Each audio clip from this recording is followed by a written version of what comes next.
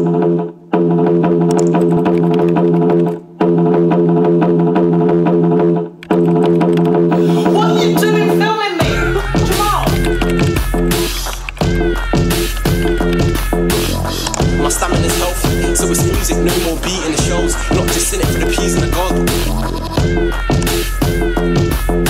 just a kid who dreams bigger than the rest. Now I'm living them correct here, sitting in the SB, if you need a bar, then get me.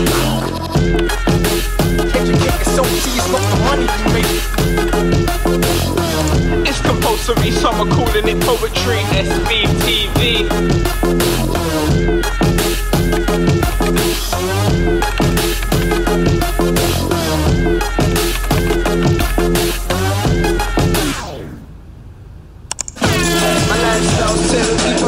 But you never catch me. Explosive style, don't think I'ma blow against therapy now. SBTV. It's like a tractor. I ride small, like a train. Choo-choo, go hard, go faster. Stack peas every day. I ride small, like a tractor. Wow. Please give it up for self-made millionaire, Jamal Edwards.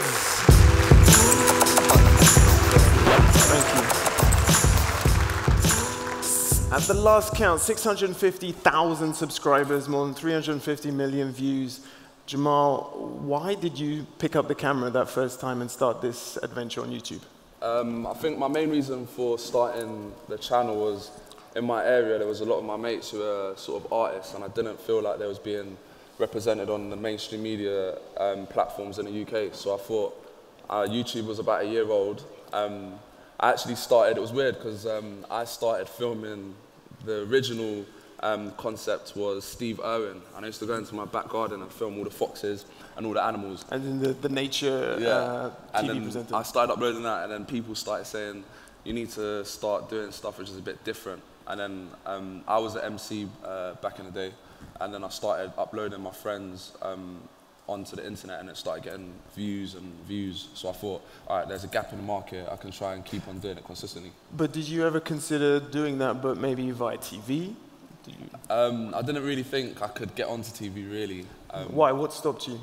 I think the music that I was originally filming, it wasn't accepted as it is now. Like the music at the moment, I just got back from South by Southwest and I did a showcase in Texas and I had a packed venue, 500 capacity for grime and rap and urban we've got music. 500 here as well. All right, cool. And sort of the scene's growing much more bigger now, down to the help of YouTube, other influencers. So it's grown, but I didn't really think, I just looked at TV as something that my mum and dad watched and I didn't really think that they would want to watch the music that I wanted to film. I do find that strange though, because I mean, even the title, the name of your channel is SBTV. So I take inspiration from TV. I take inspiration from TV in terms of formats, appointment to view, but I just, so formats would be... okay, I understand. Appointment to view? Appointment to view. So if I say to everyone I've got a new video at Tuesday at 5 o'clock, I've taken that from TV, because I used to watch EastEnders, which is a program in the UK at 8 o'clock on Monday to Friday. So I used to take inspiration from TV and try and change it in a way that would fit me. Okay. Okay, so you gradually learned, you took stuff from TV, but does this mean, was there a blueprint? Did you have a business plan, a target audience about how to get from where you started to where you are now?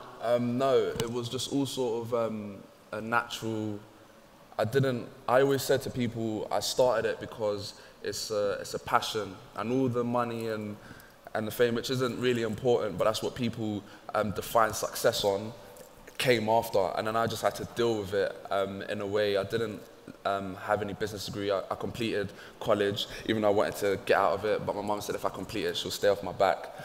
So then I did that, and then after that, I just started filming consistently, uploading to YouTube, trying to find new artists, and keep on broadening out the music that I actually wanted to film. Because when I started, it was underground, and I got to about 2010 and 2011, And my parents were like, you're always filming these rappers, why don't you film some singers and stuff? So I started to try and find singers as well. So basically doing everything you would have done as part of maybe an internship at a TV studio, the research, the going out there, scouting, all of that. Yeah, because I applied for an MTV internship and I didn't get it. And it's funny because I went back in there to do a talk to the whole company and I just had to bring it up and I was just like, oh my God, who didn't bring you in? It's like that J.K. Rowling publisher who didn't accept her book. The same. Yeah, because I feel like a lot of closed doors is sort of the inspiration to keep going. It's not a thing where if I'm able to accomplish something, I'm going to say, look at me, I've done it. It's just to show people it can be done. Okay, so you said the money wasn't important for you, all of that came later. How did you measure your success along the way? How did you know you were on the right track? When my parents sort of stayed off my back. I think that was the biggest. That was the biggest. Yes. Like when my mum used to come home and say, "Oh, my friends are talking about it," I'm like, "All right, cool, that is success." Because like they're the ones that sort of at times they would stop me from filming and they wouldn't understand what it is, and I think that was the biggest bridge to overcome. Now, obviously in the UK, it's sort of I can go into like BBC, Channel 4, ITV and talk to all the different commissioners. I can go into newspapers, and that's from the power of the YouTube channel. But I think it started at home is what I defined it by. Was it lonely though? Because it was just a year after YouTube. There weren't that many people doing this kind of stuff. Who would you be able to turn to for advice, for instance? I think my advice would be for my audience. No, I mean, who were you able to turn to anybody to get advice, to improve? Not really. There wasn't anyone there that was sort of a mentor. But if I put a video up and I knew it got thousands of views, or I get a comment that's saying, Jamal, film it this way, or I get, can you film this person? That was sort of what I took as my advice to sort of improve on it for the next time. But in terms of a person, I didn't really have that person there until 2012, 13. That's when I got people around me that was able. One of the people was called Nick Southgate, who was the CEO of Shed Media, which got bought by Warner Brothers. It's not bad if your bloody first mentor is a CEO. But obviously I've done years and years of building to that point. I didn't have it at the beginning. There's been loads, like one of the things that I sort of wish I knew and took a hand of a lot more was VAT, tax and receipts. Like that is like one of the biggest things that I sort of learned too late. But no, I've not learned, so I've cleared it up now. But hold on, are you caught up in all this Panama Papers stuff? I don't know, no, I'm not. Are you sure? No, I'm not.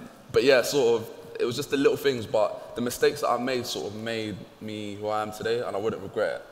Okay, one question before I want to bring in a Dutch YouTuber. A lot of YouTubers talk about loving the freedom and independence of the internet, but you're open to working on TV, right? Yeah, 100%. I'm probably one of the very few YouTubers in the UK that had a TV show. And I always look at TV as equally as important. In every single interview, I always get asked, and my words get taken out of context where they say TV is dead. I've never said TV is dead. I just said it's all about creating a multi-platform project where, okay, I've got a TV show, and then the week that it's not on, that's when you can go online and look at extra pieces of content. Yeah. So I'm always open for doing stuff on TV, and I'm pitching stuff to TV at the moment in the UK as well. Okay, interesting.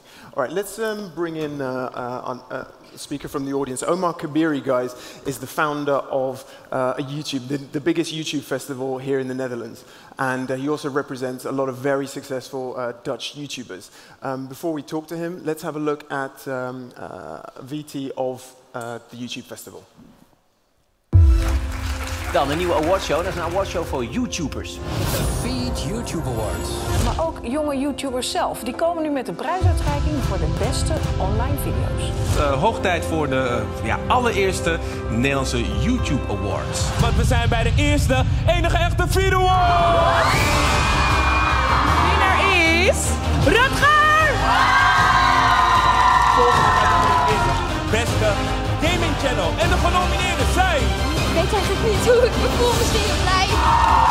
En de winnaar is beste vrouwelijke YouTuber bij de Feed Awards 2015. Teske! Ik heb gewoon een olifant nou. Ah, weet je, televisie is geschiedenis, YouTube is gewoon het heden. Beste YouTube channel, de allereerste.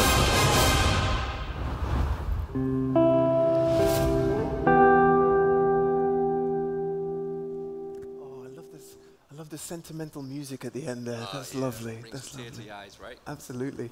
Hey, so is Jamal an inspiration for you, Omar?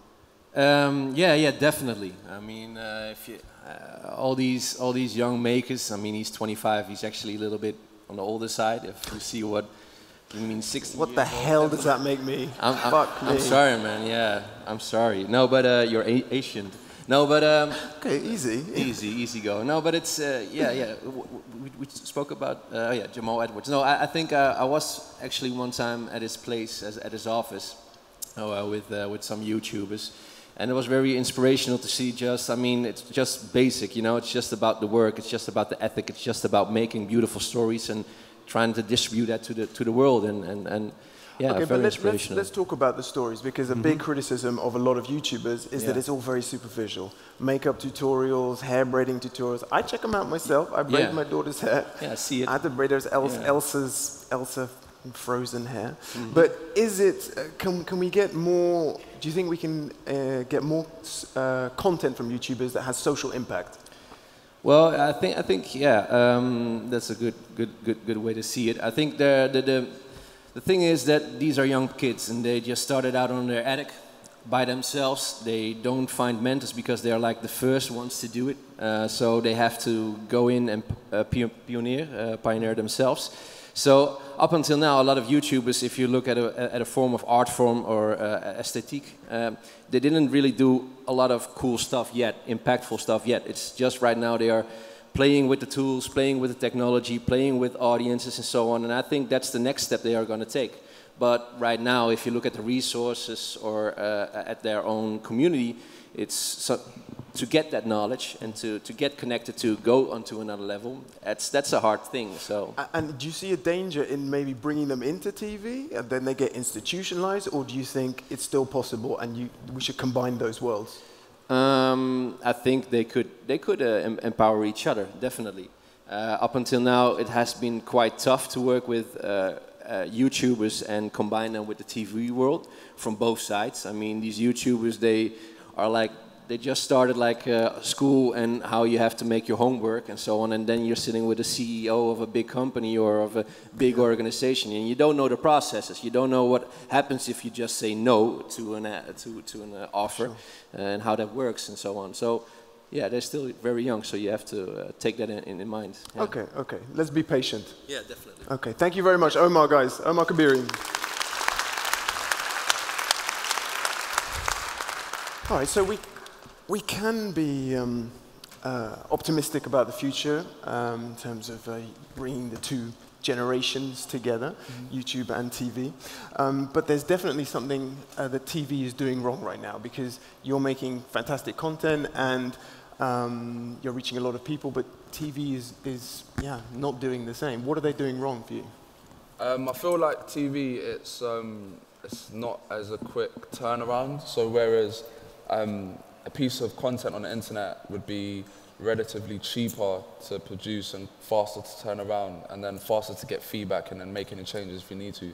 Whereas TV, it films for a period of time before it TXs, and it costs a lot more. So I feel like that's one of the main difference, the big difference in internet content and content for the TV. Yeah. And what are you working on at the moment, man? I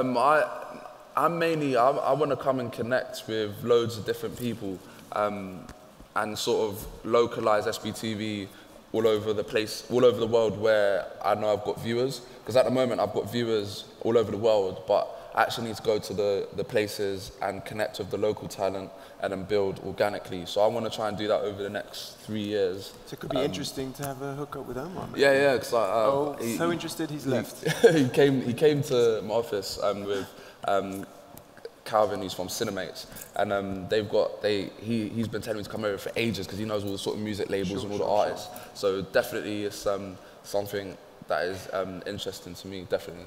Okay, thank you very much for talking to us, man. Thank you. All the best.